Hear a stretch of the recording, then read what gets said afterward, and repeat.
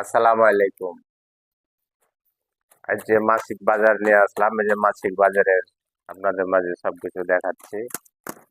এগুলো হলো ওই যে এটা আমার পুতিন, দেখছেন।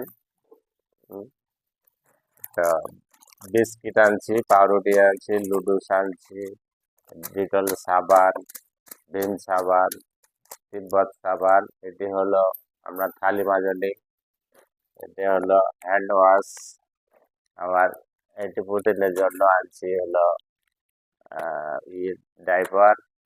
তারপর আপনাদের ভাবির লেগে এই যে আইসকুল পাউডার, তারপরে হলো তেল কুমারিকা, তারপরে শ্যাম্পু আছে, আছে মেরি প্লাস আছে, এটা হলো পেস্ট।